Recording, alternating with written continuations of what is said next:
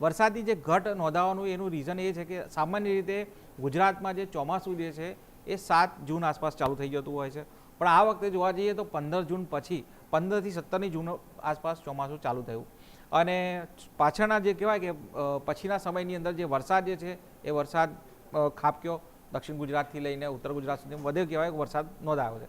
પણ જોવા જઈએ તો દક્ષિણ ગુજરાત છોડી બાકીનો જો ગુજરાતનો પ્રદેશ જોવા જઈએ તો ત્યાં જોઈએ એટલો વરસાદ પડ્યો નથી એવું હવામાન વિભાગના કહી રહ્યા છે।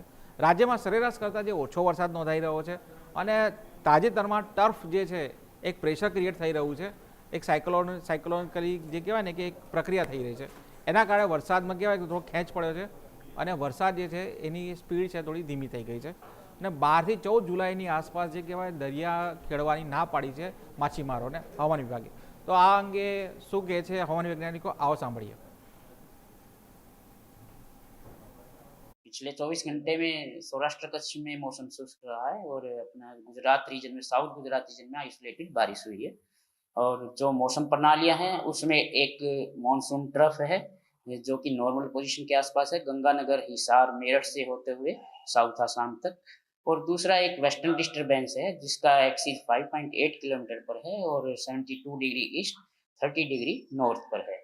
ये जो मौसम प्रणालियां हैं और जो मानसून ट्रफ है, इनके प्रभाव से उम्मीद कर सकते हैं कि अगले 7 दिनों में हल्की से मध्यम बारिश कहीं कहीं अपने गुजरात राज्य में हो सकती है, सौराष्ट्र कच्छ और गुजरात रीजन दोनों में। इसमें Gujarat as a whole state 1 जून से लेकर आज तक जो बारिश हुई है वो एक्चुअल जो बारिश हुई है वो 162.5 हुई है मिलीमीटर, और जो नॉर्मल के हिसाब से होनी चाहिए वो 196 होनी चाहिए।